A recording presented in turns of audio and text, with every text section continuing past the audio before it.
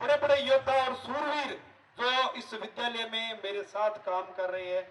मैं किसी का आज नाम नहीं लेऊंगा, क्योंकि नाम एक का लेऊंगा, 10 का लेऊंगा, एक का रह जाएगा। जो रह जाएगा वो नाराज हो जाएगा। अब मुझे कितना अच्छा है, मेरे मन से, मेरे दिल से इतना अच्छा लगता है कि छोटा भाई है मेरा राकेश, एक ही भाई है, उससे भी प्यारे अगर मुझे कोई लगता है तो वो स्टाफ साथी लगते हैं जो मेरे साथ रहते हैं। भाइयों वाले भाई अगर है तो वो इस स्कूल में काम करने वाले वो स्टाफ साथी है जिन्होंने कंधे से कंधा मिला करके मेरे साथ मतलब मेरा मजबूती प्रदान करते हैं, मुझे आत्म संबल देते हैं। बेटे लड़ सकते हैं, एक घर में अगर मियाँ और बीवी लड़ सकते हैं तो फिर हम आपस में क्यों नहीं लड़ सकते।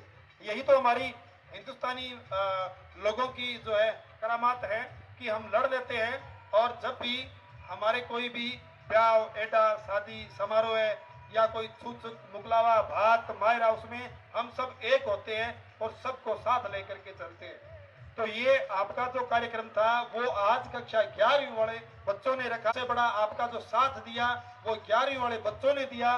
इन्होंने आकर के मोटिवेट किया, स्टाफ को मोटिवेट किया कि सर विदाई पार्टी रखो और हम जो है 12वीं कक्षा को विदाई देंगे। बहुत ही अच्छा लगा, बड़ा अच्छा लगा। डर लगता है, अनुशासन का डर लगता है। ऐसा लगता है कि यार 12वीं क्लास में 250 की स्ट्रेंथ बहुत बड़ी स्ट्रेंथ होती है। किसी भी विद्यालय में नहीं है सर, लोनगंज सर के अंदर किसी भी विद्यालय में 12वीं क्लास की ये स्ट्रेंथ नहीं है। 11वीं क्लास में 250 बच्चे, इनको साथ लेके चलना, 400 बच्चों को साथ लेकर के चलना और एक बड़ा प्रोग्राम आयोजित करना। और एक से बढ़कर एक कक्षा 11वीं के बच्चों ने सेवा की है, तो कक्षा 12वीं के विद्यार्थियों ने भी एक से बढ़कर एक गिफ्टेबल चीज जो है विद्यालय को सप्रेम भेंट की है। आप सभी बच्चों का मनोबल जो है यूं ही कायम रहे और एक हक और अधिकार की भांति जब कभी इस विद्यालय की जरूरत पड़े तो आप आधी रात को मुझे फोन खड़खड़ाना, मैं तुम्हारे लिए हाजिर रहूंगा। आपको सिर्फ इतना ही कहना है कि सर इस सत्र में हम आपके पास 12वीं क्लास में पढ़ रहे थे। और जो स्टाफ साथियों का जो मेरा साथ चल रहा है, ये एक बहुत बड़ा एक ऐतिहासिक साथ होगा। एक समय ऐसा आएगा, एक समय ऐसा आएगा, मुझे इस बार आभास हुआ कि ये विद्यालय जो है, मेरा कोई कॉलेज का विजन नहीं था, लेकिन मुझे ऐसा लग रहा है कि इस विद्यालय में ऑटोमेटिकली कॉलेज संचालित होने वाली है। पश्चात ध्वनि मुझे सुनाई दे रही है। पिछले साल आर्किटेक्चर ने एक फोटो बनाया था, डबल स्टोरी बिल्डिंग जो है उसमें कंप्लीट दिखाई गई थी, 2 मंजिली। और मात्र देखते ही देखते 12 महीनों में 2 मंजिली बिल्डिंग जो है वो कंप्लीट होकर के तीसरी मंजिल की आरसीसी की तैयारी चल रही है। कितनी बड़ी बात है, ये करामात इस जगह की है। मेरे अंदर कोई करामात नहीं है, आप लोगों के साथ की है। किसके साथ की है? आप लोगों के साथ की है। मुझे पता है मैं हमेशा गुस्से में रहता हूं और गुस्से से नीचे आ गया जिस दिन मैं ढल गया, समझो सारी की सारी कनाइतें जो है वो भी ढल जाएगी। गुस्से में रहना मेरा यहाँ का फर्ज है, मेरा धर्म है। जिस तरह से आपका पिता जो है आपको डांटता है, बार बार छोटी सी गलती पर भी आपको डांटता है, तो मेरा अधिकार तो उससे भी बड़ा है। मेरा अधिकार तो उससे भी बड़ा है, क्योंकि ये एक बहुत बड़ा एक हमारा रिश्ता है। आप यहाँ से पढ़ करके जा रहे हो, कम से कम कोई ये तो नहीं कहे कि यार रामा स्कूल में पढ़ियो तू के सीखियो की कौन सीखियो, तन तो बोलनो ही को नहीं आवे, तन चालनो ही को नहीं आवे, तन राम रमी करनी ही को नहीं आवे। इन सब चीजों से हमें बहुत ऊपर उठना है, बहुत सारी अच्छाइयों को समेट के जाना है जीवन में। जब कभी भी हमारा और आपका सामना हो, हम आपके घर जाएं या आप हमारे घर आए, तो मुझे यह आभास होना चाहिए कि ये मेरा स्टूडेंट जो है आज घर आया है। मैं मेरे माता और पिता को, मैं मेरे परिवार को ये बताऊं कि देखो ये विद्यार्थी उस सेशन में 4 साल पढ़ के गया था, ये लड़की 7 साल पढ़ के गई थी। महसूस किया, अच्छा ग्रहण किया, ये हमें आभास होना चाहिए। यही हमारी मजबूती है। और अगर हम आपके घर जाएं तो आप लोग अपने गार्जियंस को बताओगे कि ये हमारे सर है, ये हमारे हिंदी वाले सर है, ये हमारे इंग्लिश वाले सर है, इनका नाम ये है। आप उनका चरण स्पर्श करोगे, उनको चाय नाश्ते का पूछोगे, हाल चाल पूछोगे। जिंदगी में नौकरी का सर्टिफिकेट कोई पढ़े करना, लगना न लगना, ये आपके कर्म और आपकी किस्मत की बात है। यदि आपका किस्मत आपका साथ दे रही है और यदि आप ईमानदारी से अच्छा कर्म कर रहे हो, अच्छा लिख रहे हो, अच्छा पढ़ रहे हो, तो निश्चित तौर से दुनिया की कोई ऐसी दीवार नहीं है जो आपको रोक सकती है। और सबसे बड़ी बात, आज मैं जो आपको एक बात कह रहा हूं, उस बात पे विशेष तौर से आप अमल का नशा, फैशन का नशा भी आप आदमी को लेकर के डूब जाता है। और एक होता है सिगरेट का नशा, धूम्रपान का नशा, कुछ खाने का नशा, कुछ पीने का नशा, और या फिर कुछ सोचने का नशा। आज हमारा जो युवा वर्ग है, जो यूथ है, जो हमसे बड़े हैं, 2 साल पहले, जो 3 साल पहले, 4 साल पहले, चाहे वो मेरा स्टूडेंट नहीं हो, चाहे किसी और का स्टूडेंट हो, जो आज से 3 साल पहले जिसने 12वीं की थी, आज वो किसी कॉलेज से ग्रेजुएशन कर रहा है और वहां पर कॉलेजों के अंदर बहुत ज्यादा नशे की लत जो है उन युवाओं में लगी हुई है। तो आज आप ये कसम खा लो कि आपको किसी भी तरह के नशा करने वाले आदमी का साथ नहीं देना। आप ये कसम खा लो कि किसी भी शादी ब्याह के अंदर यदि आपको कोई मनुआर कर रहा है कि ले ये टेबलेट दे ले, ले ये सिगरेट का सुट्टा मार ले तू ये बीड़ी पी ले, उसका साथ नहीं देना है। ये एक वहम है। आप ये सोचते होंगे कि हाँ, नशा करने से ताकत आ जाती है या नशा करने से 4 घंटा में ज्यादा पढ़ लूंगा।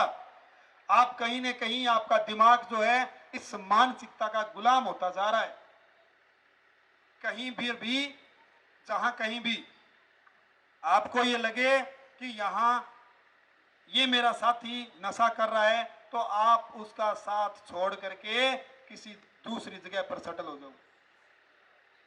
और जब आप आगे जाओगे तो जो एक सर आए थे अभी उदयपुर, कोई कोचिंग चलाते हैं, सेक्सर गांव के कसवा जाट है, उदयपुर में कोचिंग चलाते हैं। उन्होंने एक बात बताई थी, जैसे हम क्या करते हैं, रटे रटाई 5-6 शब्द ही जानते हैं 12वीं के बाद, यूपीएससी, हम जल्दी से नाम निकाल देते हैं यूपीएससी का, लेकिन कोई 5 लाख पढ़ने वाले विद्यार्थियों में से कोई एक विद्यार्थी का सपना पूरा होता है यूपीएससी। उससे पहले कि हम यूपीएससी में जाएं, यूपीएससी का एग्जाम दें, यूपीएससी की मानसिकता जो है, उस मानसिकता को हमें जो है अडॉप्ट करना पड़ेगा। उसके मुकाबले में हमें पढ़ना पड़ेगा। छोटे छोटे कॉम्पिटिशन, हजारों परीक्षाएं होती है, उन परीक्षाओं में आप फॉर्म भरवाओ। छोटे छोटे अपने घर को भी देखो, आपको अपने घर को भी देखना है जाकर के कि बढ़िया फ्लैट दिला दो और इसमें लेट बाथ, किचन वगैरह सब कुछ। सर ये कितना हो गया कि 10,000 पेमेंट हो गया कि चल ठीक है छुट्टी। आप ज्यादा से ज्यादा मार्केट में 1 साल या 2 साल टिक सकते हो, क्योंकि आप में से किसी के भी गार्जियंस की बैकबोन इतनी मजबूत नहीं है कि वो आपको 6 साल, 7 साल या 8 साल लगातार उस हिसाब से पढ़ा सके। तो यहां से जैसे ही निकलो तो पैसा जो है बिल्कुल मुट्ठी में पकड़ के रखना है। फालतू में किसी भी तरह के खर्चे से बचना है। एक एक रुपए, आज आप जब यहां से जा रहे हो तो जैसे ही आपको समय मिले, जाते ही सबसे पहला काम आप अपना बचत अकाउंट, सेविंग अकाउंट खुलो बैंक के अंदर। 5 रुपए, 10 रुपए, जब भी आपका ये मन करे कि मैं सिगरेट पीऊंगा, आप डायरी में लिख देना 10 रुपए सिगरेट पीने के लिए, लेकिन पीना नहीं है, वो 10 रुपए खाते में डालो गुस्से में आके, ये ले सिगरेट। आपका मन करे खैनी खाऊंगा, 5 रुपए उसमें लिख देना और खाते में डाल देना। लेकिन उस वक्त ये पैसा काम देगा, बहुत सारा पैसा इकट्ठा हो जाएगा। और जब कभी आपके पिता की कमर टूटी हुई होगी आर्थिक हालातों से, बदहाली से, उस वक्त ये पैसा आपके काम दे सकता है और आपका 1 साल निकल सकता है। क्योंकि हम सब खेती और किसानी से आते हैं और हजारों कारण है एक किसान परिवार का नीचे आने का। तो निश्चित तौर से आप धरातल को मत भूलना। धरातल जो होता है ना, ग्राउंड, इस ग्राउंड को मत भूलना, धरातल को मत भूलना। आप अपने बाप की जो, पिता की जो जागीर है, उस पर भी ज्यादा एतबार मत करना।